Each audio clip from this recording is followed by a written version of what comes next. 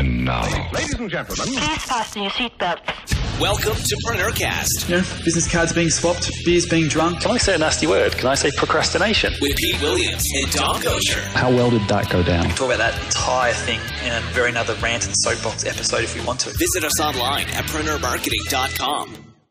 Hello, everybody. Pete Williams here with, as always, Dom Goucher. How are you, mate?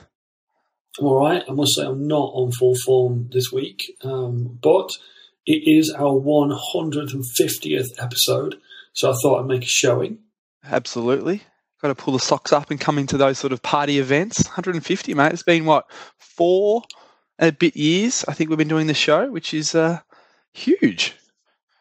That's pretty mean achievement for consistency and persistency, I would say so. Absolutely. And there's been a lot of other podcasts come and go in that time, but we're still here giving you, I was about to say wisdom, but I'm really not sure if that's the right word to use, but good conversations, bad jokes, and hopefully a little bit of lessons you can swipe from the projects that we're doing and done in our businesses to improve your businesses. That's the whole point of Preneurcast. So thank you, everybody. And for those who have emailed in already and left comments on various places on the blog at preneurmarketing.com, on iTunes or whatever podcast platform it is that you use, we really do appreciate each and every one of you who listen to the show. So thank you for taking the time to comment. And if you got a little bit of time up your sleeve right now while you listen to this, we would love a comment from you as well.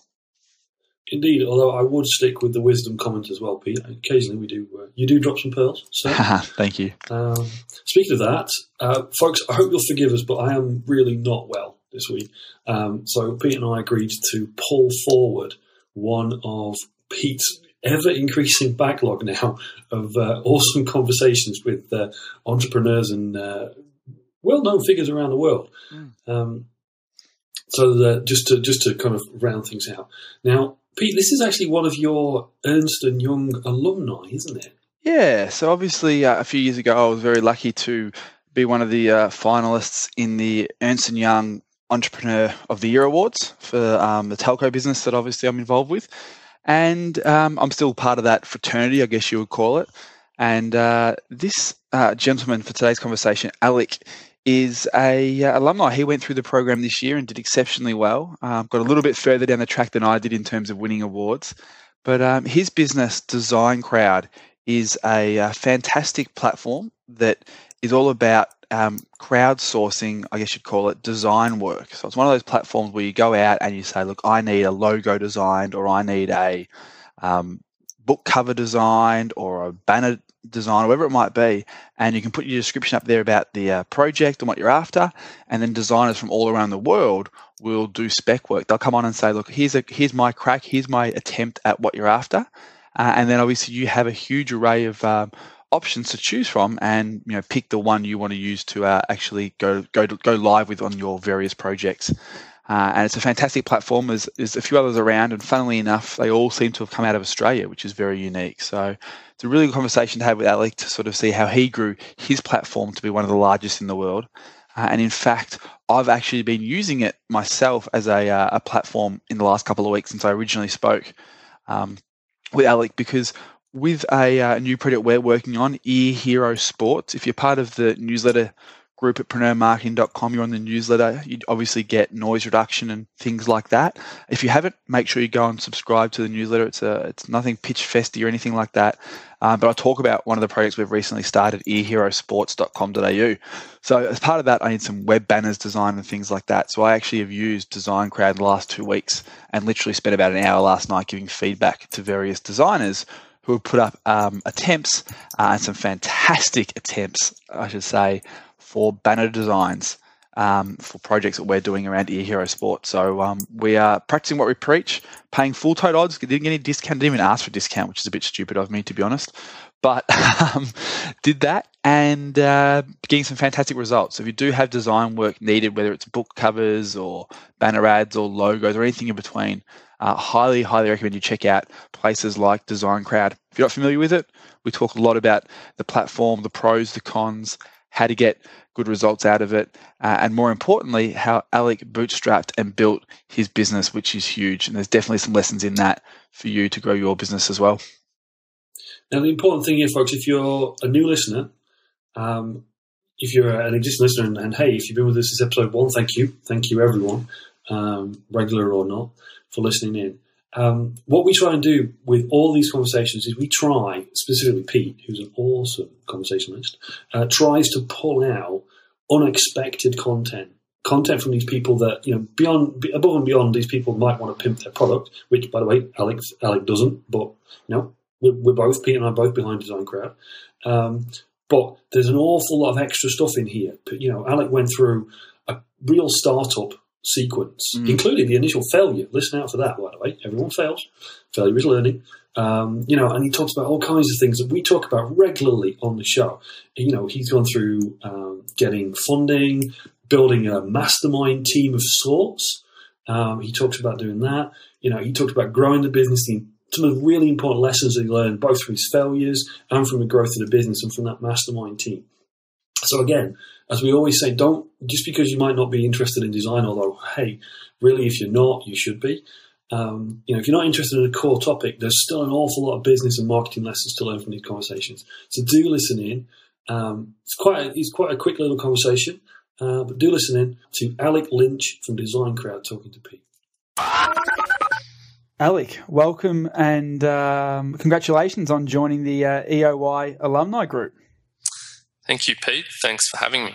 Mate, that's awesome. So DesignCrowd, this is something that I love, the whole theory and ethos of crowdsourcing for design work. We've done a whole bunch of design stuff in our various projects using your sort of platforms. And I also love your story too, kind of, starting something part-time, leaving that environment, going home to live with your parents again, bootstrapping off credit cards, which is where I think we should start. And I don't want to tell your story. I should let you tell your story. Do you want to kind of give everyone a bit of a background of how you started the website and the service and how it's growing?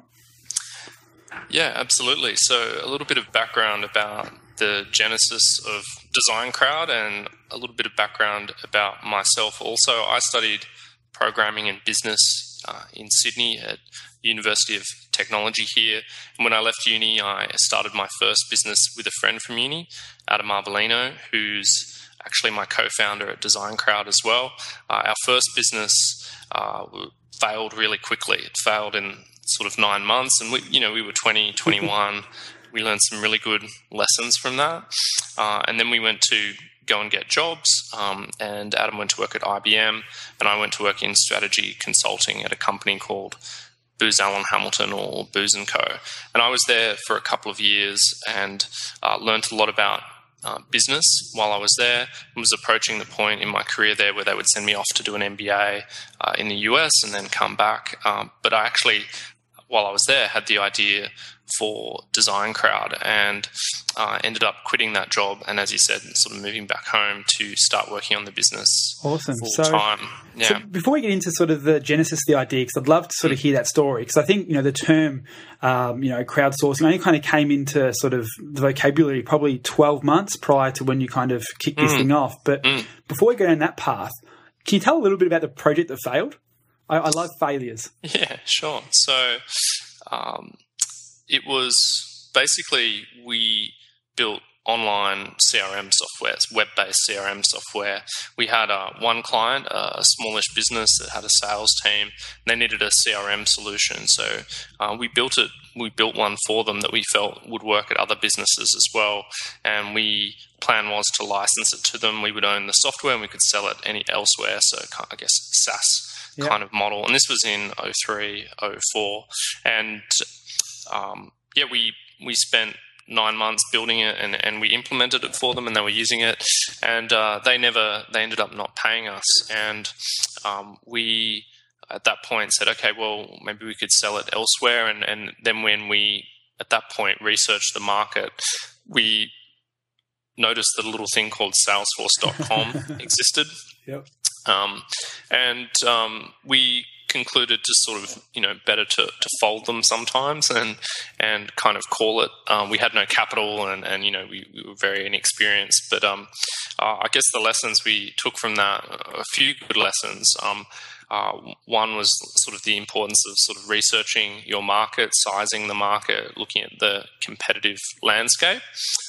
Second, like the importance of capital. We probably could have kept going if we had some capital. And then I suppose some other lessons would include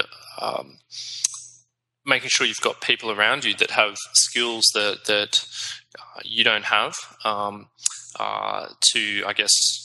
that are complementary to what you're good at. And I guess in that case, at that age, we didn't really have any selling or marketing skills, and that probably would have been useful to help us get in the door at other clients. Absolutely. And I'm sure, obviously, the importance of getting paid helps a little bit as well.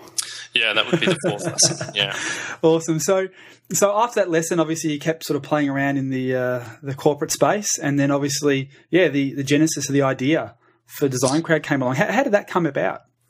So I'd been building websites and designing websites since I was in high school, sort of from the age of 13 or 14. And while I was at Booz, I was sort of looking to get back into that area as kind of a hobby. And through the course of that, I noticed, looking at the design industry, that the traditional design industry seemed to have a number of problems. And I felt that these problems presented an opportunity. And basically, what I perceived was that there were some problems in kind of two buckets within the industry. And the first bucket of problems were for businesses buying design. And what I could see is that when a business went to buy design, let's say from a traditional design studio, that process was typically a slow process. It could take weeks or months. Typically for a business, it can be an expensive process. Yep. And then thirdly, the process has a lot of risk or uncertainty. So there's no guarantee that you'll like what you get back from that creative process going to just one designer or one studio. And if you don't like what you get back, well, you've spent a lot of time and a lot of money, and you need to spend more time and more money to fix the outcome and get an outcome that you're happy with. Second set of problems I could see were actually for designers. And I guess in a nutshell, the problem is that there's a huge amount of creative talent in the world that's qualified, and talented, that can't find work. And there's this sort of chicken and the egg problem, where you need a job to get a portfolio, you need a portfolio to get a job. But I guess just simply in Australia, for example, there are 20,000 designers employed at traditional design studios, but there's an estimate that 60,000 have graduated but don't have employment.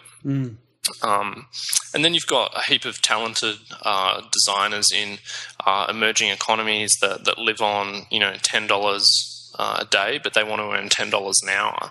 And there's a lot of talented creative designers in Asia, in Europe, in South America, who are hungry for work and super talented. And so there's this set of challenges for designers, whether you're in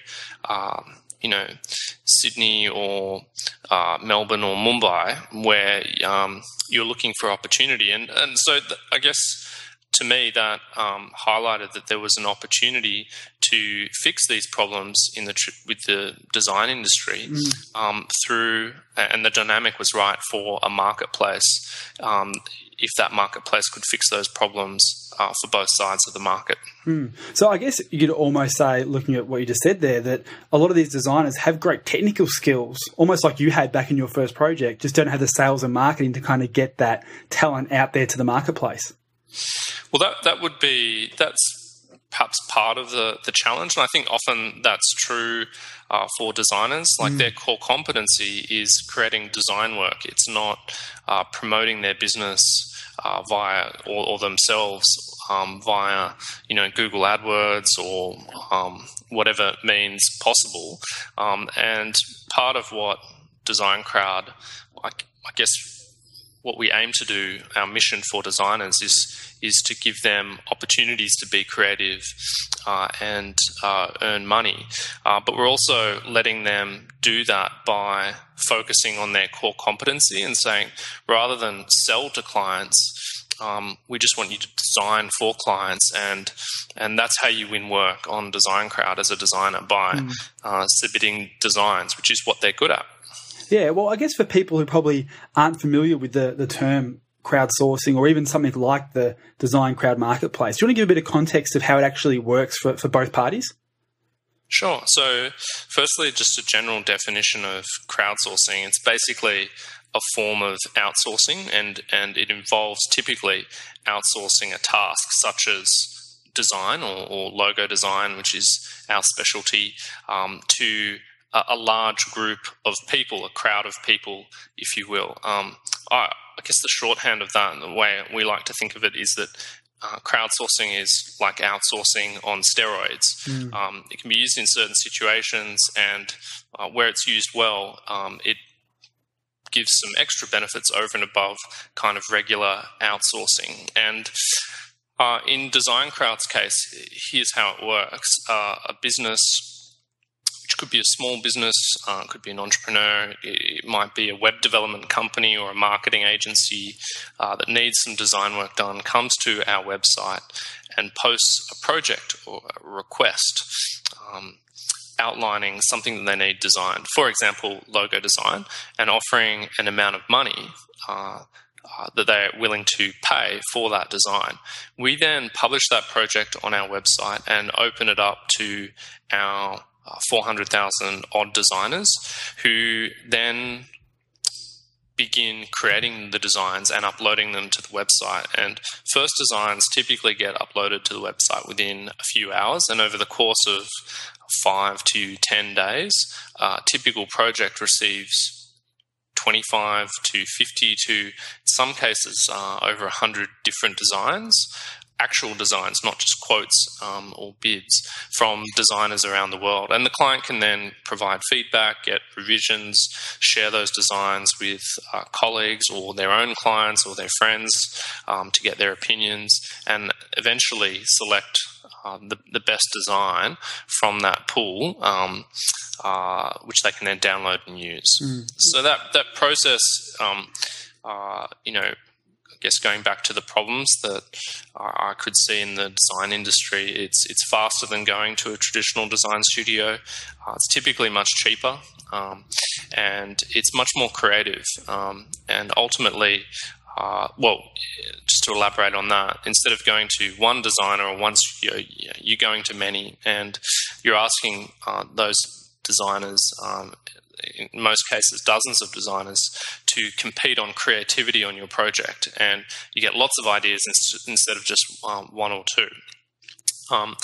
And on the designer side, we're completely open. So while we curate quality after the fact, and we have minimum quality standards, we're a meritocracy, and we are giving opportunities to, as I said, hundreds of thousands of designers from around the world that wouldn't otherwise get those opportunities.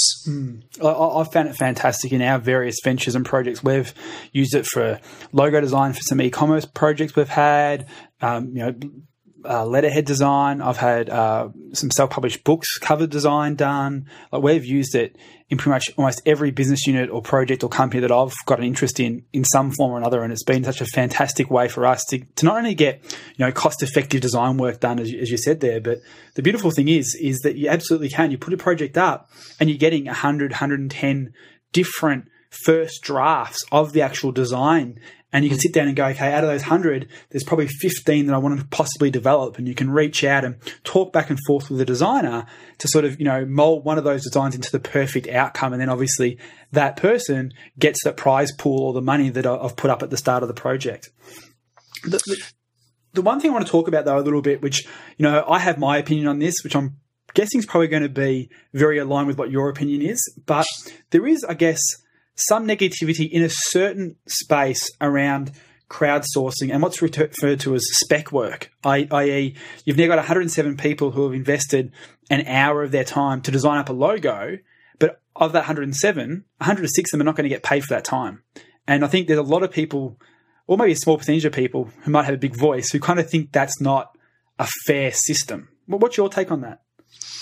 Yeah, you're right. There are some quarters of, particularly the traditional design community, who are vocal and critical of the model, or the generic vanilla crowdsourcing model, which is winner takes all, as you've outlined. We've actually tried to improve that vanilla crowdsourcing model on DesignCrowd to basically address some of those concerns. And just to explain how DesignCrowd works, I guess under the hood a little bit, is that on a given project, when someone offers, let's say, $400, we take that amount of money that the client is offering and we split it up into parts. And there'll be a main payment for the designer who wins and sells the design, but we'll also have small payments called participation payments, which are given to some of the designers that don't win. Now, not all of them will get a payment, but the purpose of those payments is to act as somewhat of a safety net, if you will, for those designers that don't win, to cover some of their time. Or all of their time in some cases. And I guess the use case and how attractive those payments are will depend on if you're in Australia or in an emerging economy. And those payments as background are $15, $25 or $50, which might cover an hour of time if you're in Australia, or if you're in an emerging economy, that's sort of a daily wage. So, yeah, that's one thing we've done at DesignCrowd. No other crowdsourcing site has done that. The second thing that we've done is we've actually launched a sister marketplace to DesignCrowd called BrandCrowd. And BrandCrowd lets designers sell unused designs from DesignCrowd that they've submitted or from their own portfolio in, I guess, an aftermarket kind of off-the-shelf as templates with a fixed price. And we think that also helps the designers monetize their effort, even if they don't win on that initial project. I would say kind of more broadly that a lot of designers use our platform, at least, as somewhat of a marketing tool for themselves. And as I said earlier, designers, especially when they're freelancing or starting their own business, have a choice about how to market themselves. And they could submit quotes and bids and proposals and have a website and pay for advertising to direct traffic to that website. Or they could use their time and use their core skill set, their core competency of creating designs to promote themselves. And a lot of designers use our platform as lead gen. And after winning a project, or even if they don't, they're trying to establish a relationship with a client and win kind of ongoing work, which we try and facilitate as well. But in some designers through our website have built up a book of over 100 different businesses that they now deal with. So I guess the answer is, I think the vanilla crowdsourcing model isn't perfect. We'd like to think that we've improved that model. I think it's going to keep evolving and improving. But I would say, in a nutshell, even the vanilla model, there are a number of reasons why designers would be using that platform, and there are so many designers in the world that don't have any work, and this is a really important tool and way for them to get paid work that they wouldn't otherwise get. Yeah, I couldn't agree more. And I think those two initiatives are really smart because, I think to a certain extent, particularly designers who might be just starting out, if they kind of, bid or, do some spec work or do some designs for 3 jobs and don't get anything in return, it's almost that sort of 3 strikes and they're out of that community type approach. So by keeping them engaged with sort of participation rewards and payments, I think it's a really smart move on your behalf to kind of keep the environment or ecology you're kind of building there to continue to grow. And it's fantastic.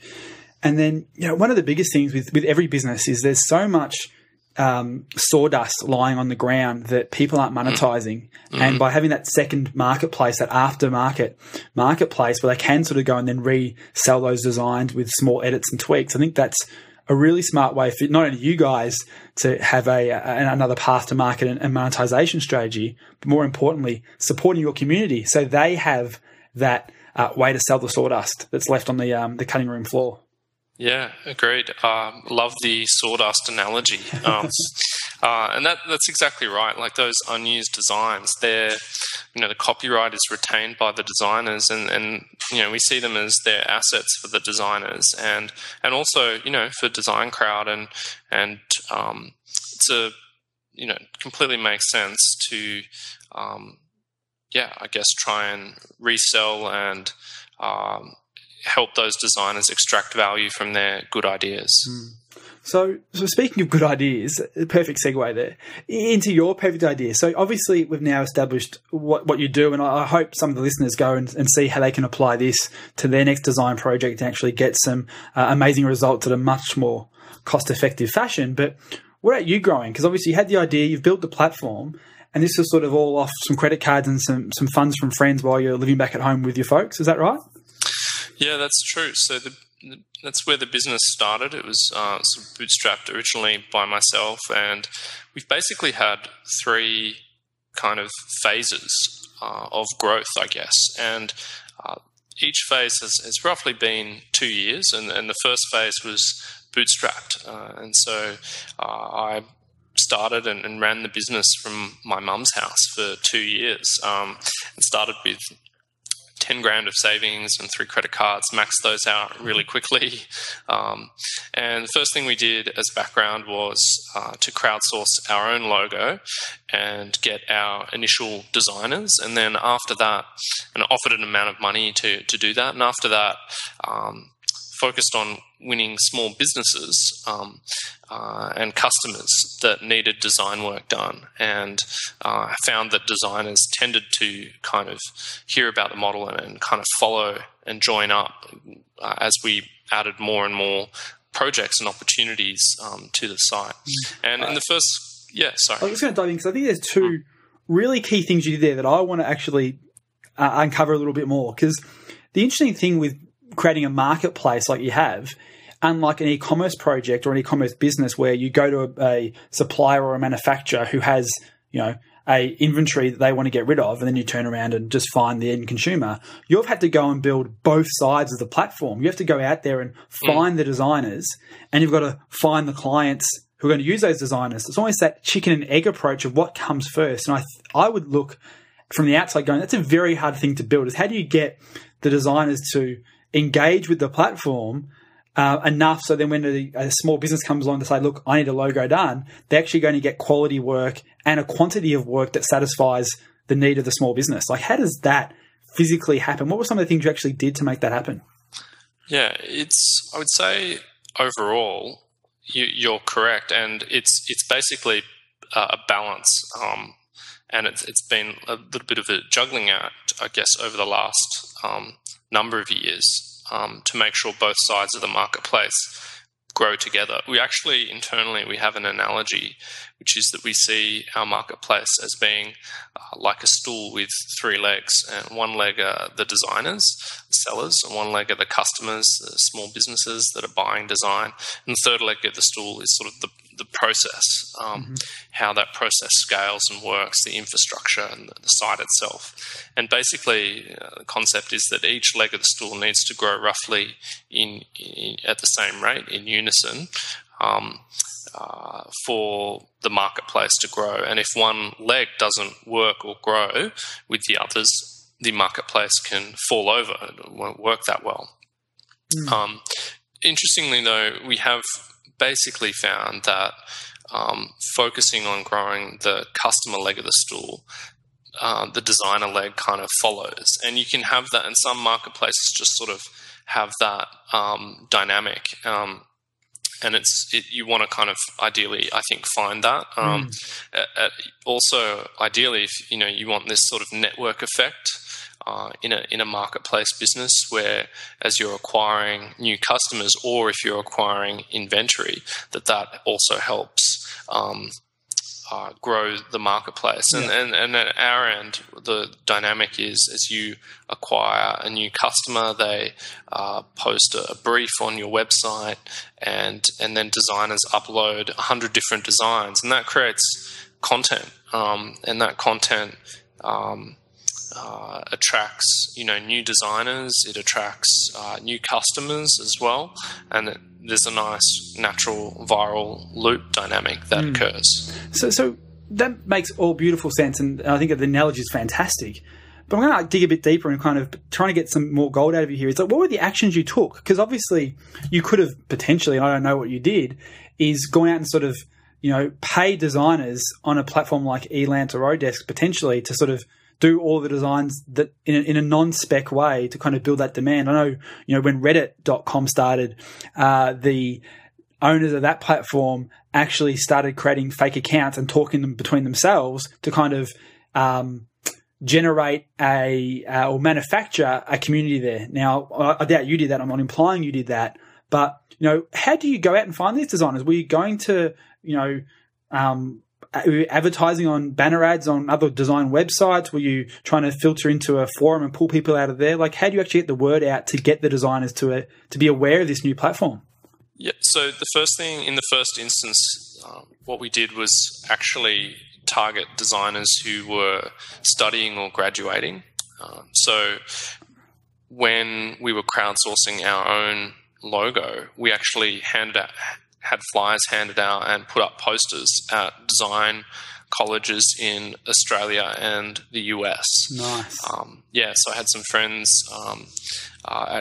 studying in the US who did that for me, and we would hand out flyers at like UTS and College of Fine Arts here in Sydney, and that helped us get our initial designers. We also targeted just a handful of designers online directly to acquire them, but after that, as I said, we've barely needed to continue doing that. That side of the marketplace has just really grown, and I suppose they might Google things like freelance design or graphic design jobs, and as a result find our website and sign up. I think there's also a word of mouth component, and I mean, even now we would sign up like 5,000 to 10,000 new designer accounts a month, but we don't have a marketing budget, and so they just naturally find us. Well, it's a beautiful thing with a platform like this, because it's such a wonderful thing.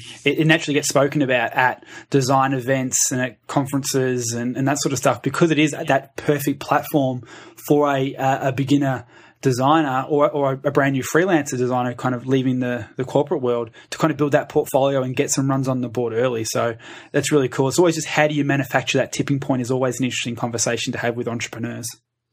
Yeah, well, it probably took a couple of years for us to really generate more than 2 years. So I guess going back to the different growth phases we've had, it was really once we took investment and started promoting the business more and getting some scale a couple of years in, that we started to get a better word of mouth dynamic on the customer side as well. And probably today about 40% of our business comes from word of mouth. Awesome. So you took that angel investment. So I guess 2 questions. How was the process of going through an angel investing phase, and then what did you spend the money on? Because at that point you were still working out of your mum's second bedroom or something. Is that right? Yeah. Actually, the dining room table. Nice. About a year and a half in, I actually to bootstrapping and running the business from home, I started getting approaches from angel investors who often had portfolio companies or their own business and had used the platform and loved it and kind of wanted to invest. And they basically introduced me to the concept of angel investing. There was one in particular who from Europe had used the website, and he set up a call with me, and he said, "What would you do with 200,000 euros?" And when I put my mind to that, I realized that capital was exactly what the business needed, and I created a plan for $300,000 and started looking locally in Australia for angel investors. And the process, I tried a number of different things. I did sort of Dragon's Den style pitches through angel networks. I put proposals up online through angel investing websites, had a whole heap of coffee pitches. The whole process from kicking it off to completing took me about 9 months. And what I ended up doing was getting a number of different angels actually to come together and invest as a group. And, that process was sort of like I had a motorbike that had like it was a really small motorbike, cost about $3,000. And I used to like ride out from where I lived to Manly, and it would take like 45 minutes, pitch over coffee, and then ride back and try and run the business. And it took 9 months, and then basically in late 2009, which was sort of 2 years into the business, they invested $300,000 into the business, and we used that funding to get our first office. At that point, my co-founder Adam joined the business full-time. We got our first employee. We used interns like profusely, and started marketing the business more online, and in particular, and a little bit more and more outside of Australia. And over the course of kind of 2 years, with that funding and also input from the angels who functioned as our board during that period, we were able to grow the business, 13, 14-fold from where it was. And we were able to start making more sales outside of Australia. Probably at the end of that period, Australia was still our largest single source of sales, but we were making more and more sales in the US and the UK, etc. And it validated for us that the opportunity was a global one. Absolutely. Where's the biggest marketplace now? Where's Australia sit? Sure. So our biggest source of sales today is now the US, and that constitutes over 40% of our sales. Australia is second still. 25% of our revenues still come from Australia. But, the business now, 75%, so the majority of customers and revenues come from outside of Australia. And, we're proud of that, but we also think it reflects like a great opportunity for us to grow the business further, outside of Australia. Australia is probably the 14th or 15th largest market in the world for what we do. And for us, it's our second largest source of sales. And that's probably natural given, that we started here and where we are in our life cycle. But we're optimistic we can grow a lot more in the US and the UK and Canada and many other countries in the world. Awesome. Very exciting. Now, obviously, we could spend probably hours talking about angel investing and the process for an entrepreneur, but 2 quick questions, if you can kind of give a couple of short answers, is the 9-month period, what took the longest in that period to convince people to invest in a web startup, to convince people to invest in the platform, to convince them that you were the right entrepreneur, to convince them that the valuation was accurate? What was sort of the biggest thing there?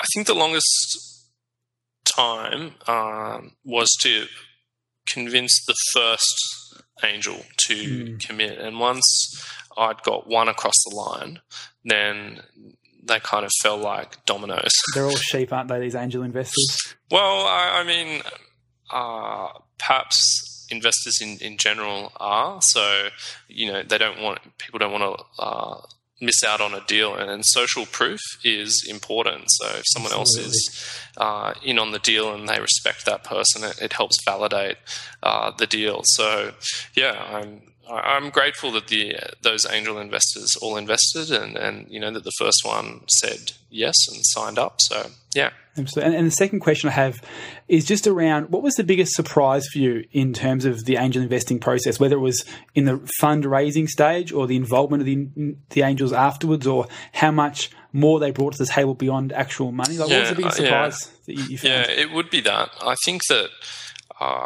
not having had a board or investors previously, that I probably primarily was seeking the capital.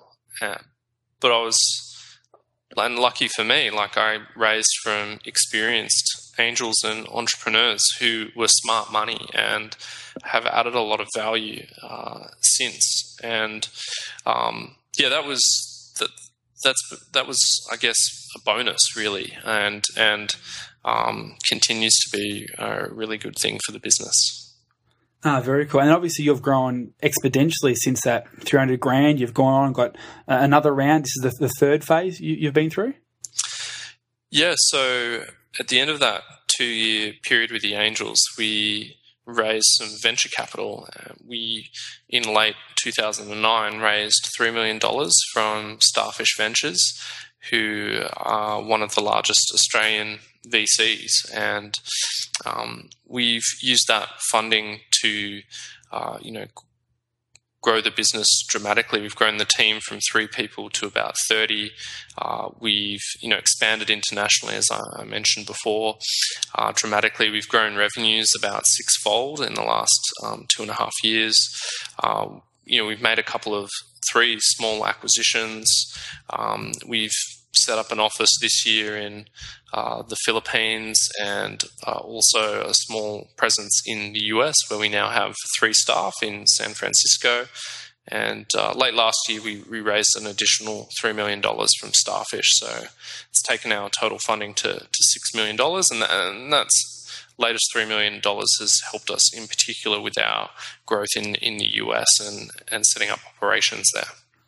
That's fantastic, mate. That's awesome. And then obviously the icing on the cake almost is the Ernst Young EOY, was it Eastern Region Emerging Category winner? Is that correct?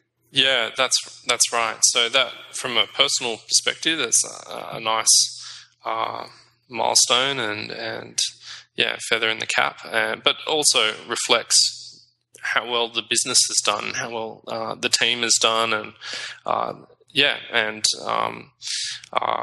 all the effort from even the angel investors and of course my co-founder Adam. Absolutely. And you found the program fantastic so far? Yeah, it's been great. So it's still kind of going. I have the nationals coming up soon, which is exciting. That's in October.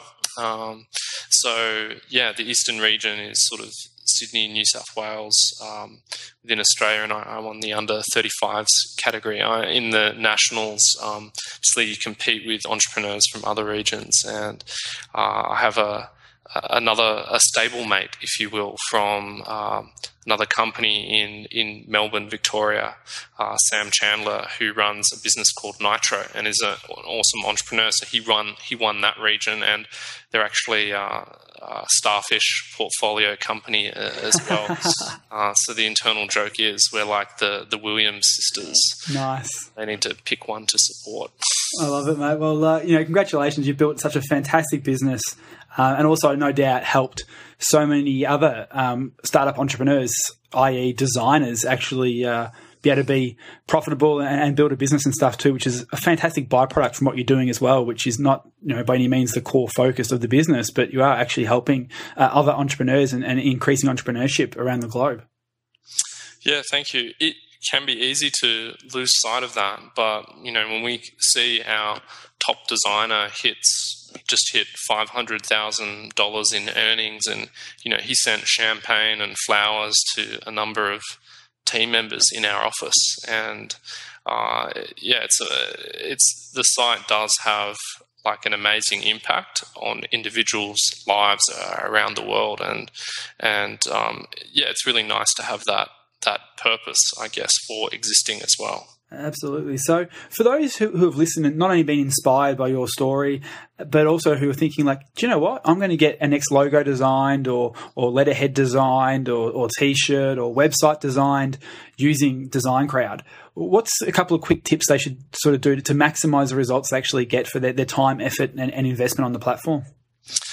Yeah, sure. So I would have a few different tips. I guess the first would be that when making the request for whatever it is that you need design, to put some time and effort into writing the brief and communicating what it is you want from the designers. And you can write a simple brief on the site if you want to keep it short and just keep it really open. But if you can add extra detail, and there are different extras you can add to the brief, that's really helpful for designers. I would say, secondly, also on the topic of communication, that just like in the real world, if you're working with a designer in person, doing it online and through DesignCrowd, you want to give feedback to the designers once they start providing you with designs. It's just considered generally kind of good etiquette, but it really does get a much better result from the process, and it's almost a must for getting a great outcome. And then in terms of what amount of money to offer, sometimes people are like, I don't know, should I offer more, should I offer less? And my guidance is to ideally be generous, but you want to offer an amount of money that you're happy to pay. And at any point of time, if you want to get more designers or better designers on board, you can increase your budget later on down the track. So they would be the three main tips I would give for people looking to crowdsource in general. And I guess the fourth tip would be, use DesignCrowd. Absolutely. Alec Lynch, thank you so much for your time. Welcome, Pete. Pleasure. Hopefully you folks got as much value from that as I certainly did. Again, pages of notes. Pete, I picked up on some really interesting observations that Alec made there about the whole kind of growth of the business. But one of the ones that I loved was right up front. You asked him about the failure. And it was quite funny. I did giggle to myself. But it's such a truism that one of the biggest reasons for his initial failure was that they just flat out didn't look around. They were so busy doing what they thought was the thing to do. They didn't pick their heads up and look around. He said, what did he say? A little company called Salesforce. Yep. Thought that was awesome. So again, full of lessons, full of stuff. And he really is tapping a growing need. I mean, you said yourself, you've used DesignCrowd for your Ear Hero Sport project. And these crowdfunding platforms are a great idea, because they do address those problems that people have. I personally do. He talked about companies buying design and your issues you've got there with it can be slow, it can definitely be expensive, and it can pretty much always be risky. So those platforms are great. But twisting on its head, something that I pulled out of this for our audience was what he talked about, and you really highlighted well, was that what a great opportunity these crowdsourcing platforms are for you to build a portfolio with real customer briefs. Maybe you don't make it through to the selection. Maybe you don't you don't win that contract the first few times. But boy, you're gonna get some real briefs from real clients, and you're gonna get real feedback as well. And that's invaluable when you're just starting out. Absolutely. So that was a really good point as well.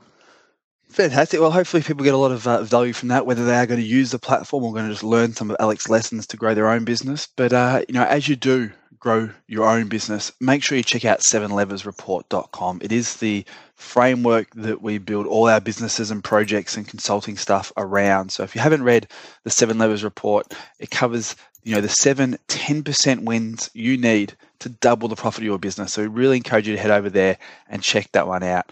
And I said at the start of the show, any feedback is great feedback. We would love to hear not only your thoughts about this show, the show in general, but also of the 150 episodes we've had. What's been the one that's been the most impactful for you? Please let us know. Leave a comment on the blog, leave a comment on iTunes or your podcasting platform. We really do read them all. We do reply as best we can. And we'd love to hear what your favourite show out of the 150 has been. Thanks for putting up with us for 150 episodes, especially my croaky voice on this special one. And We will see you back, hopefully on full form, in the next show. You've been enjoying another fine episode of Preneurcast with Pete Williams and Dom Gosher. Make sure to hang out with the boys online at www.preneurmarketing.com or drop them a line via Preneurcast@preneurgroup.com.